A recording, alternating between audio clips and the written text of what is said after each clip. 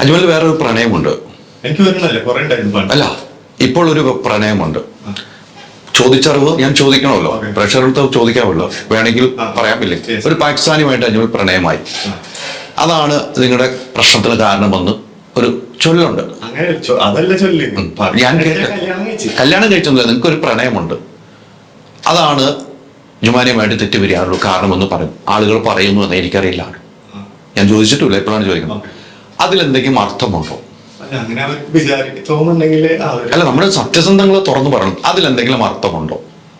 അർത്ഥമുണ്ടാവും, ഉണ്ടാകും. ഇല്ല എന്ന് നമ്മൾ പറയുന്നത്. പാകിസ്ഥാനെ ഇഷ്ടമാണ്, ഞാൻ അവളെ കല്യാണം കഴിക്കാൻ പോകും തീരുമാനിച്ചുറപ്പിച്ചു. തീരുമാനിച്ചുറപ്പിച്ചിട്ടൊന്നുമില്ല, വെറുതെ ഇൻസ്റ്റാഗ്രാമിൽ പോസ്റ്റ് ഇടല്ലേ.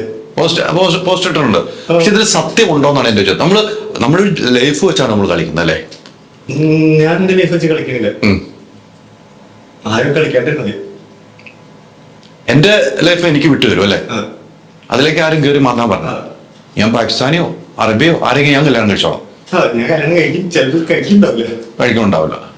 ഈ പറഞ്ഞു നടന്നവരിൽ ഒന്നുമില്ലാതെ പറഞ്ഞു നടക്കില്ല എന്ന് നമ്മൾ വിശ്വസിക്കണം അല്ലെ? അങ്ങനല്ല. അതായത് ഇപ്പോ ഞാനൊരു പെണ്ണിന്റെ കൂടെ ഫോട്ടോ ഇട്ടാൽ അവൾ എന്റെ ഭാര്യ ആവണമെന്നില്ല, ഞാൻ അവളെ പ്രണയിക്കണമെന്നില്ല. ചിലപ്പോ അവളൊരു ഇൻഫ്ലുവൻസർ ആയിരിക്കാം. അതെ. അല്ലെങ്കിൽ ഞാനിപ്പോ ഈ കുട്ടീനെ ഫോട്ടോ ഇട്ടു, ഞാനൊന്നും വെച്ചാൽ ഈ കുട്ടീനെ കല്യാണം കഴിച്ചൊന്നാവില്ലല്ലോ. ഒരിക്കലും ഇല്ല. അത് ചിന്തിക്കുന്നത് ആൾക്കാർക്ക് ഉത്തരം കൊടുക്കാൻ എനിക്ക് സമയമില്ല. ഒരു വ്യൂ ആണ് തെറ്റ്. അവരുടെ വ്യൂ ഇല്ല. ഞാൻ നേരത്തെ പറയല്ലേ, വെറുതെ ഇരിക്കുന്ന സമയത്ത് എന്തെങ്കിലും കാര്യങ്ങൾ പറയണ്ടേ. ആ വെറുതെ ഇരിക്കുന്ന സമയത്ത് എന്തെങ്കിലും പറയുമ്പോൾ ഉത്തരം കൊടുക്കാൻ ഞാൻ വെറുതെ ഇരിക്കല്ല. നമുക്ക് 100 വട്ടം പണിയുണ്ട്. 100 വട്ടം പണിയല്ല, രക്ഷപ്പെടാൻ വേണ്ടി ജീവിച്ചോണ്ടിരിക്കുക. ഇപ്പോഴും എന്റെ യാത്രയാണ്. നമ്മളിപ്പോഴും രക്ഷപ്പെട്ടിട്ടില്ല നമ്മൾ വിശ്വസിക്കുന്നത്. അതെ, ഒരിക്കലും ഒരാൾ രക്ഷപ്പെട്ടിട്ടില്ല. ജീവിതം ഇങ്ങനെ കിടക്കല്ലേ. ഉറപ്പാണ്. ലോട്ടറി കിട്ടിയാലും രക്ഷപ്പെടില്ല. പിന്നെ അതിൽ നിന്ന് ഉണ്ടാക്കി സന്തോഷിച്ചിട്ട് നമ്മുടെ ലക്ഷ്യങ്ങൾ അവിടെ വരത്തില്ല. ലോട്ടറി കിട്ടിയിട്ട് ബാങ്കിൽ വെറുതെ ഇങ്ങനെ ഇരുന്ന് നടക്കില്ലല്ലോ. ഒരിക്കലും നടക്കില്ല. വീണ്ടും നമ്മൾ ലക്ഷ്യപഥത്തിലേക്ക് പോകണം. ഇവിടെ ഒക്കെ പറഞ്ഞു വെക്കുന്ന ഒരു പോയിന്റ് എനിക്കിപ്പോഴും വ്യക്തതയോടെ ഞാൻ ഒരു കാര്യം കൂടെ ചോദിക്കുകയാണ്. പാകിസ്ഥാനി എന്നൊരു പെൺകുട്ടിയുമായിട്ട് പ്രണയമുണ്ടോ ഇല്ലയോ എന്നുള്ളത് അറിയാവുന്ന നിൽക്കാണ്. പ്രണയമില്ല. ഒരു പാകിസ്ഥാനി പെൺകുട്ടിയായിട്ട് നമ്മളിപ്പോ പറഞ്ഞ ഫോട്ടോ ഒക്കെ ഷെയർ ചെയ്തു. അവിടെ നിന്ന് തുടങ്ങിയ ഒരു പ്രശ്നങ്ങളാണോ? അതിപ്പോ ഇട്ടല്ലേ, അത് 2 മാസം മുമ്പ് ഇട്ട ഫോട്ടോ അല്ലേ? അതിനു മുമ്പാണ് നിങ്ങൾ ഡൈവേഴ്സ് ആയത് അല്ലേ? അപ്പൊ അതിന് മുമ്പെങ്കിൽ പെണ്ണിനെ അറിയില്ല. അതിനുശേഷമാണ് ഈ പെൺകുട്ടിയെ അറിയാം. ഇത് സത്യസന്ധമായിട്ടാ പറയാവുന്നത്. നമ്മൾ നേരത്തെ പറഞ്ഞില്ല, അതിനുശേഷമായി പെൺകുട്ടിയെ അറിയാവും അല്ലെ?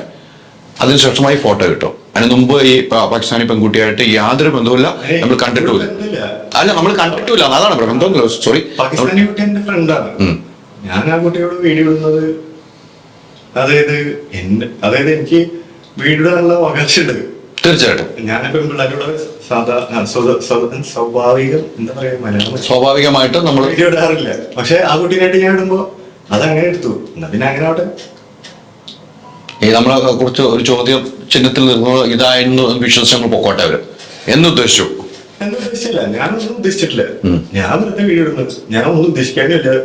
എന്റെ അടുത്ത് എന്തെങ്കിലും ചോദിച്ചാൽ അതിന് ഉത്തരം തരുന്നില്ല. ഇനി ഒരു വിവാഹത്തെ കുറിച്ച് ചിന്തിക്കുന്നുണ്ടോ? കുറച്ചാൾ കഴിഞ്ഞിട്ട് വിവാഹം കഴിക്കും. കുട്ടികൾ വേണം, 2 തനി ഒരു മലയാളി പെൺകുട്ടിയെ നമ്മൾ കല്യാണം കഴിക്കുന്നേ? മലയാളി. ഞാൻ അതിന് മുമ്പ് ഒരു കാര്യം, ഞാൻ മലയാളി എന്ന് വെച്ചാൽ ഞാൻ വീട്ടിൽ ഉറുദു പറയാം, പട്ടാണി തന്നെയാണ്. ഉറുദു മറ്റേ ഹൈദരാബാദി ഇത്. അപ്പം മേ ബി എന്റെ ഫാമിലി മെമ്പേഴ്സിൽ ആരെങ്കിലും ആയിരിക്കാം, അല്ലെങ്കിൽ പുറത്തുനിന്ന് ആരെങ്കിലും ആയിരിക്കാം.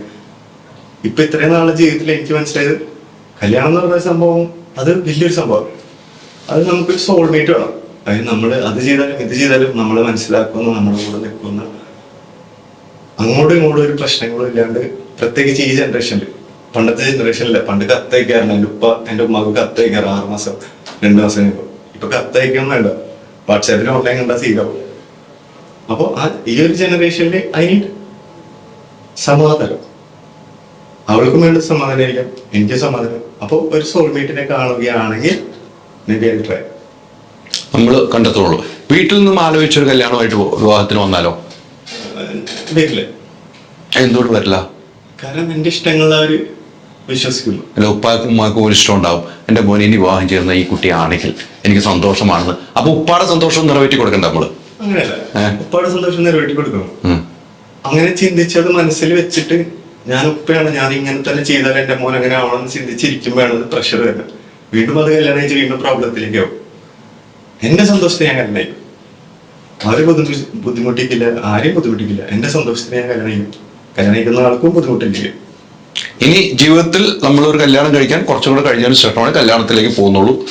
രണ്ട് ഓളത്തും ഇടാനുള്ള രണ്ട് കുട്ടികളും വേണം. ഉപ്പാനെയും ഉമ്മാനെയും നോക്കണം. നമ്മുടെ ജീവിതത്തിലെ ഏറ്റവും വലിയ ലക്ഷ്യം ഉപ്പാനെയും ഉമ്മാനെയും നോക്കുന്ന ഒരാളായിരിക്കണം. സത്യം. ആ ലക്ഷ്യബോധം വലുതാണ് കേട്ടോ. നമ്മളെല്ലാം വിശ്വസിക്കുന്ന ഉമ്മയുടെ കാൽപാദത്തിനടിയിലാണ് സ്വർഗം അല്ലെ? അവരുടെ പ്രാർത്ഥന ഉണ്ടായിരിക്കും. അതെ, ഒരുപാട് ബ്ലെസ്സിങ് കിട്ടും. കൃത്യമാണ്. അവർക്കും ഈ പറഞ്ഞ എല്ലാവർക്കും അതിൽ വിശ്വാസം ഉണ്ടെങ്കിൽ എല്ലാം നല്ലത് വരുമോ? നമ്മൾ വിശ്വാസം ഇല്ലാതെ പോയി കഴിഞ്ഞാൽ നല്ലത് വരില്ല. നമ്മൾ ചിന്താഗതി നന്നായിരിക്കണം അല്ലെ? പുറത്ത് കാണുന്ന സംസാരം അകത്തുള്ള മനസ്സും ഒന്നാണെങ്കിൽ നമ്മൾ രക്ഷപ്പെടും. പുറത്ത് വേറൊന്നും ഉള്ളിലെ മനസ്സും വേറെ ആണെങ്കിൽ നമ്മൾ രക്ഷപ്പെടില്ല. ഒരാളെ കാണിച്ച് നമുക്ക് ബോധ്യപ്പെട്ട് ജീവിക്കാൻ പറ്റില്ല. നമ്മൾ ആൾക്കാരെ ബോധ്യപ്പെടുത്താനായിട്ട് ജീവിക്കരുത്, നമുക്ക് വേണ്ടി ജീവിക്കാം. അതായത് ഇപ്പൊ ചേട്ടൻ അല്ല ഇക്ക ഇപ്പൊ ചെയ്യുന്ന ഇന്റർവ്യൂ എടുക്കും, ഇക്കയുടെ ഫാമിലിനെ സർവൈവ് വെച്ചിട്ട് രക്ഷിക്കാൻ വേണ്ടി ചെയ്യുന്ന ഒരു കാര്യങ്ങൾ തീർച്ചയായിട്ടും. അതേപോലെ തന്നെ പക്ഷെ ഇക്കയുടെ ലൈഫിലുള്ള ഇമ്പോർട്ടന്റ് കാര്യങ്ങൾ പുറത്തുള്ള ആൾക്കാരുടെ അടുത്ത് ഉത്തരം പറയാൻ ഇക്കാരുമില്ല. അത് പറയേണ്ടതില്ല. 100% അതിന്റെ ഉള്ളിലാണ്. അതിന്റെ ഉള്ളില് അതിന്റെ പുറത്തേക്കുള്ള ആൾക്കാർ ഇങ്ങനെയാണെന്ന് ജഡ്ജ് ചെയ്തിട്ട് ഞാൻ ഇങ്ങനെയാണെന്ന് പറഞ്ഞിട്ട് കാര്യമില്ല. എന്റെ വീട്ടുകാർക്ക് അറിഞ്ഞാൽ ഞാൻ എന്താണ്, അല്ലെങ്കിൽ എന്റെ കൂട്ടുകാർക്ക്, അല്ലെങ്കിൽ ഞാൻ എന്റെ സർക്കിളിൽ എന്നെ സറൗണ്ട് ചെയ്യുന്ന ആൾക്കാർ ആണ് അറിയേണ്ടത് ഞാൻ എന്താന്നുള്ളത്. പുറത്തുള്ള ആൾക്കാർ ഇനിയിപ്പോ ഞാൻ ഫോട്ടോ ഇടുമ്പോൾ എന്നെ ജഡ്ജ് ചെയ്യുന്നത് അതെന്റെ പ്രശ്നമല്ല.